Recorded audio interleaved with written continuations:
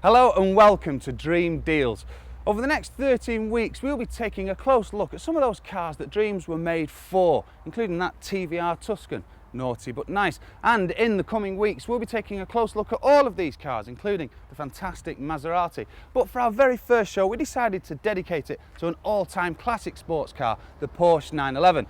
Now coming up we'll be giving you some tips on how to get your hands on a used 911, and we've got one very proud owner of a classic 911, a cheeky chappie by the name of Richard Hammond. You may have heard of him. But first,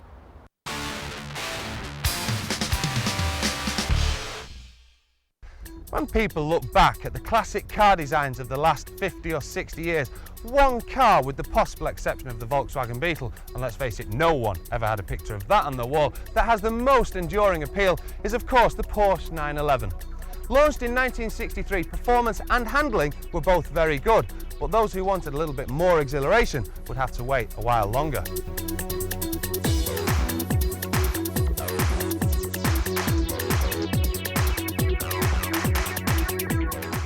The first 911 Turbo was launched in the mid-1970s with a 3-litre engine which offered 260 brake horsepower. Initially, Porsche had seen the Turbo merely as a special edition with only 500 models being produced, but such was the demand for the car that production has continued. Now, after nearly 30 years, over 32,000 Turbos have been made.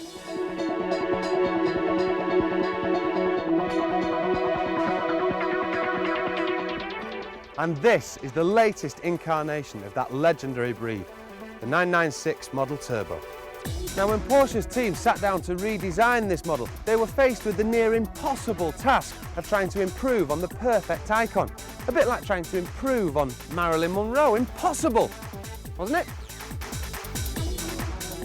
But after a quick look around the car, it's clear that Porsche decided that the best way to make a new 911 would be by taking the original and improving it.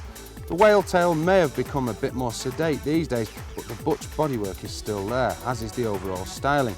But despite many of the classic 911 styling cues, there's no doubt that this is an all-new 911 Turbo. The car is powered by a 3.6-litre straight-six twin-turbocharged engine, which pumps out an absolutely silly 420 brake horsepower. And if you discount special performance editions, it makes this Porsche the most powerful ever. And of course the engine is mounted at the rear, it wouldn't be a 911 otherwise. But thanks to some mind-blowing technology that neither you nor I understand, it means that this model is a lot less tail-happy than previous cars. But the question is that at the expense of driver entertainment? So it's clear that this car has the power to justify its rather hefty price tag of £86,000, but does it have all of those other virtues that make it a Porsche? Join me at the end of the show when, in the name of science, I'll be giving this Porsche 911 a right good seeing to.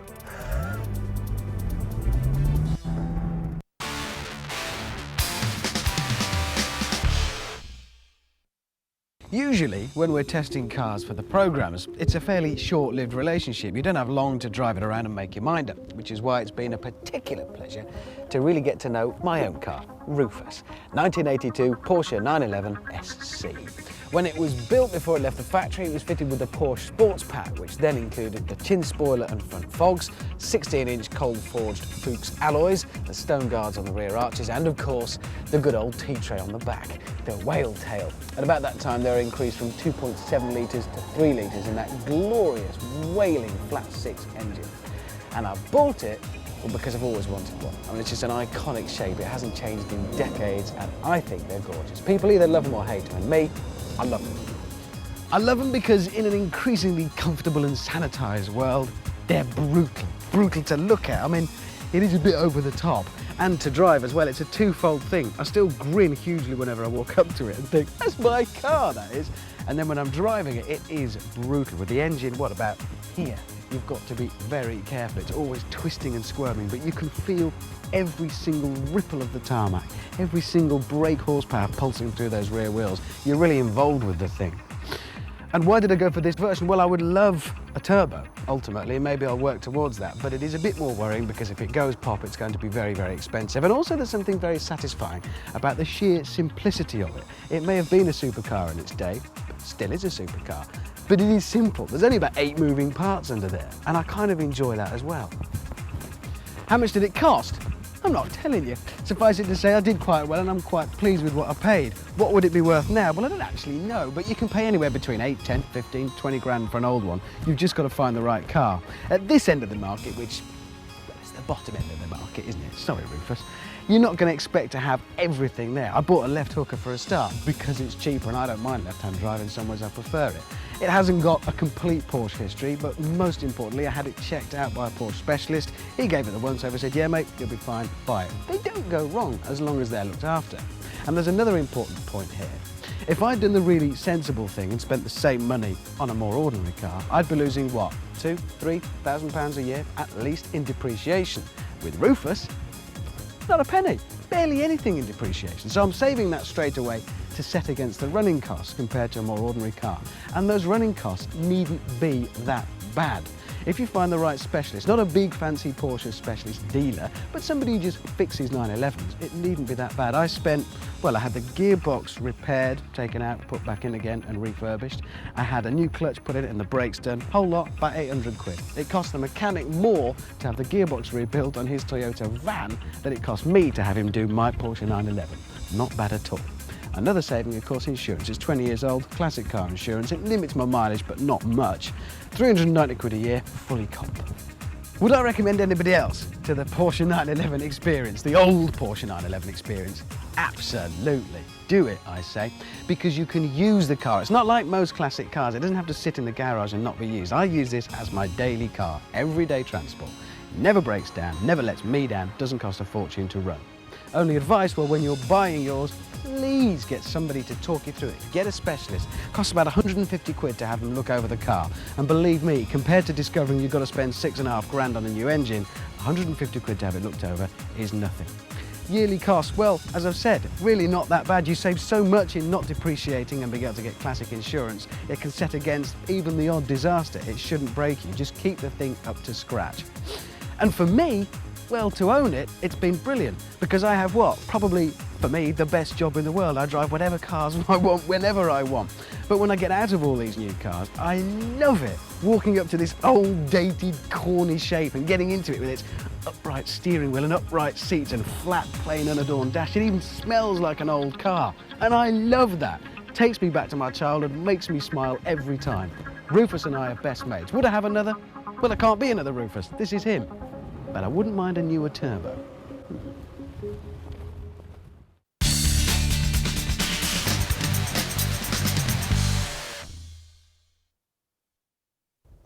Owning a sports car is a dream that many of us have had, and few cars evoke the same kind of passion as the sight and sound of a Porsche 911. Remember playing with your toys when you were a child thinking, what would it be like to one day perhaps drive or even own a Porsche 911? Well, here on Dream Deals, we're going to make your dreams come true with our guide of how to go about buying a second-hand Porsche 911. The design for the Porsche, believe it or not, actually stemmed from the humble Beetle. The first ever Porsche had an 1100 VW engine. The 911 owes a lot to its predecessor, the 356 Speedster. It began production in the late 40s under the direction of Ferdinand Porsche. At that time, a 1600 coupe would set you back about £4,000. There are literally thousands of Porsche owners all over the world enjoying every minute of the experience, but like any used car, there are certain things you need to be aware of. So we went along to Hanley Porsche in Stoke-on-Trent to get some advice on what to look out for when buying a used Porsche. I think the most appealing thing about Porsche is its individuality. Whenever a 911 drives past, whether you know what a car is or not, you know that it's a 911 coming past.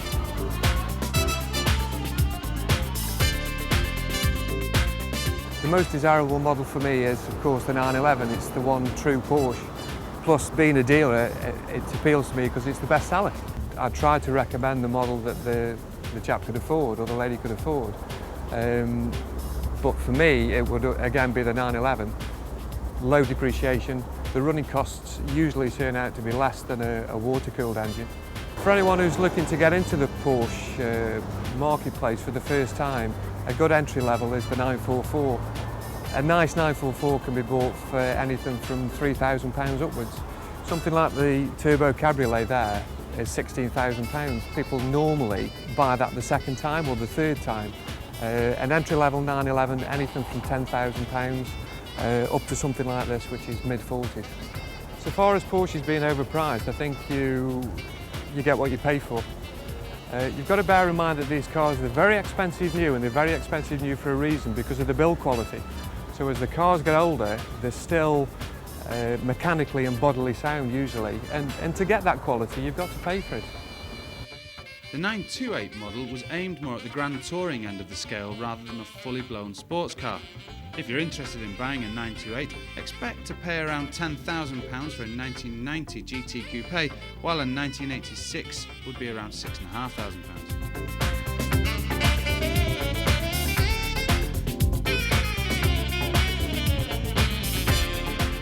When buying a Porsche for the first time, I think the main thing to be aware of is make sure that the service history is complete and up to date.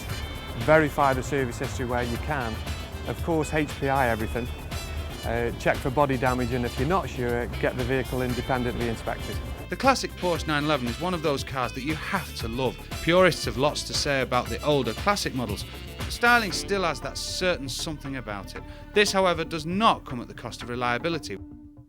Most people start at the 944 and work their way up, so it's not uncommon to see many 944s with quite a few owners on them in a short space of time. The ultimate, of course, is a 911 or a 911 Turbo, but you have to start somewhere. The 911 originally started life as the 901 and was presented at the Frankfurt Motor Show in 1963. Throughout its 30-year history, the 911 has undergone various changes, culminating with the latest all-new model. The 911's classic car status means that residual values remain high throughout its life. For example, the average price for a 1984 911 Carrera Cabriolet is around £10,000, while a good price for a 1992 Carrera would cost you around £17,000. The main expenses that you would incur with the Porsche is mostly routine, but they do get through tyres and brakes on a more regular basis than a normal car would. And routine servicing is normally every 12,000 miles, but they must have regular oil changes, as the 911s rely quite heavily on the oil because they're air cooled, so it doesn't lose its viscosity. If it's changed on a regular basis, the wear and tear is obviously reduced. But they're very reliable, very well made, and you know, the running costs, if it's maintained properly, can be quite affordable. The most desirable of the Porsches, I feel, would be the Carrera 4 Turbo, which sets the benchmark for other cars to follow. Quite a few manufacturers have tried, but no one's got anywhere near it yet, I feel. Most people use a 944 as a stepping stone onto other Porsches, but we do get customers who like to move up in the 944 range. They start with a basic 944 Lux, then to a 944S, and then onto the S2s. But in the 944, the ultimate of the 944s, obviously, is the 944 Turbo Cabriolet, which will be the top of the range of the model. As with all belt-driven engines, it's imperative that if you buy one, that you get the belts checked or changed, because they give you no indication or warning that they're going to break. And when they break, it can be very, very expensive. So that's a main priority, to get the belts changed. Again, with the turbo, because you get more BHP through the back end, they can get a bit heavy on tyres and brakes, but it's how you drive them. Again, with regular oil changes, they drive fantastic, they're very reliable, and the build quality on them is very, very good. All the models are still called 911s, but they have independent model numbers. This one's a 993, which is the last of the air-cooled engines, and this one's a 996, which is the first of the water-cooled engines. It's also the first that's had a dashboard makeover, because this one still has the original layout, even though it's been modernised slightly, of the original dials on the dash. And out of all of them, this one's my particular favourite. There's just something about the way the arches are curved and the way it's shaped, and everything, all the panels meet each other, that makes it look a very attractive car. They both have 6-speed gearboxes, and this one drives magnificently and is my personal favourite. This one also drives magnificently. I've had very little to do with them in the workshop yet, whereas these have been in the workshop for just routine servicing. I've had absolutely nothing else go wrong on these apart from a heater motor at the back. The build quality, reliability, everything's been impeccable about the car so far, and I think they're excellent value for money. The biggest complaint we get from customers when they buy a 911 is when they come to check the levels next day or the next week whenever they actually purchase the vehicle, is that they complain there's no oil in it. They're actually dipped when the engine reaches running temperature. As you can see, there's a fair way for dipstick to go before it reaches the reservoir and it goes nowhere near the engine. The only way to check if a 911's tired or has had bad servicing or poor oil changes is if you remove the filler cap to the oil reservoir, the tank, and if there's chuffing blue smoke out, that's a sign of poor oil maintenance. The Porsche 944 was launched in 1985 and was just as fast as the 911, but a lot easier to drive. The original models were available with 220 brake horsepower, and by 1988 this was increased to 250. Like the 911, one of the 944's strong points was its brakes. All models benefited from 4-piston calipers with ventilated disc brakes at both the rear and the front. I think quite a few people have bought 911s and 944s on impulse. They've walked into a showroom, they've seen this nice, bright, shiny red thing in the corner and bought it with the heart rather than the head. Do everything we've discussed, which is check service histories, drive the car, make sure that it's going to fit your lifestyle, and understand that you're buying an older car, so you can't use it like the family car. If somebody was going to buy a used Porsche for the first time and wasn't aware of the idiosyncrasies of the vehicle, it would always be best to get advice or get somebody along who's either owned one before or professional advice to get someone to inspect the vehicle before they purchase it.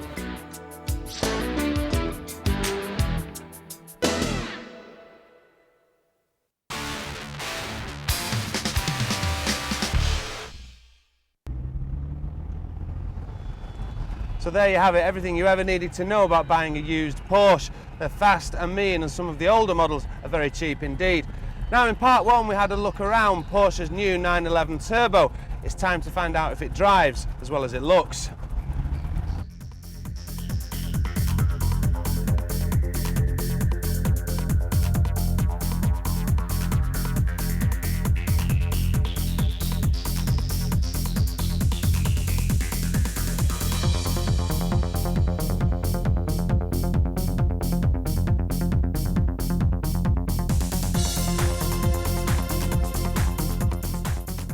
The first thing you'll notice when getting inside is the plentiful use, let's say, of leather and Alcantara, which is on the ceiling for some reason. If you find yourself looking at that, you've done something seriously wrong.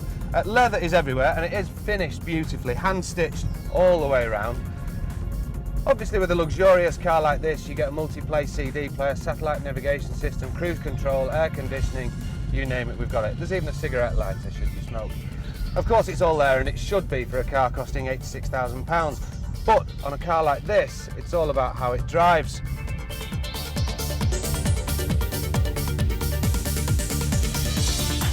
The Porsche 911, considering its rear engine, is superbly balanced. They compensate the rear axle weight by putting a lot of the cooling systems, etc., in the front, just behind the dashboard. And it means that cornering is absolutely sensational. It's the most precise supercar, and easy to drive as well.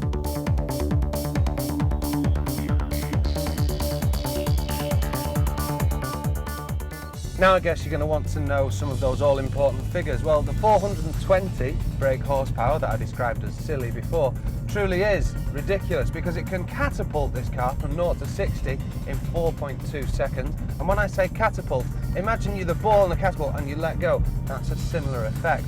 And if you're on a track like we are, you can carry on to a top speed of 190 miles per hour. Let me just emphasise that, 190 miles per hour.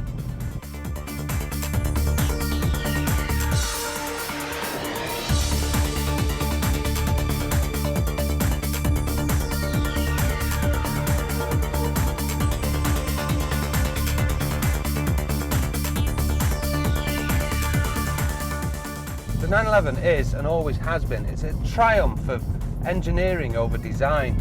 They obviously started with the shell and said, right, put an engine in there now, and they went, are you crazy? But somehow they managed to do it, and it's incredible. There's no kind of tail end whip like there used to be in 911s, thanks to a revolutionary four-wheel drive system which has incredible traction control.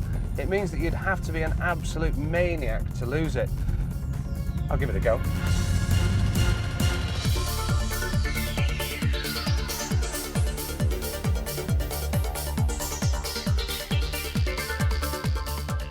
hate the colour. There we go. I hate the colour. Found something I don't like. Someone in the office described it as yellow, but not yellow. You know what I mean?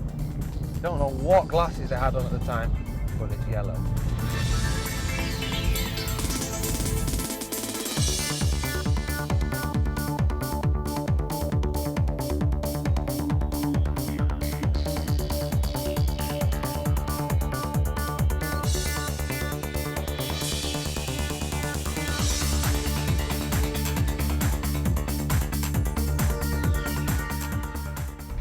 Now, I can't remember the last time I had such fun and was so impressed with a car. Some Porsche purists might argue that it's lost some of its excitement and some of its unpredictability, but for me, I don't really want unpredictable excitement.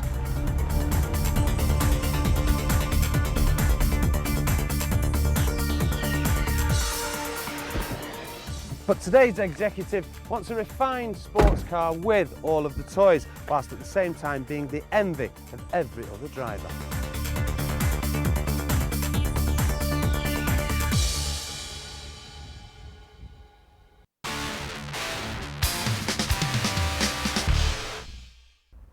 That's your lot for this first episode of Dream Deals. Join us next week when we'll be taking a look at Honda's latest NSX, and we'll be giving you some tips on how you can get your hands on a used Lotus Elise. Please, can I have the keys now? Please? Before we go, here's a taster of what's coming up over the next few weeks on Dream Deals.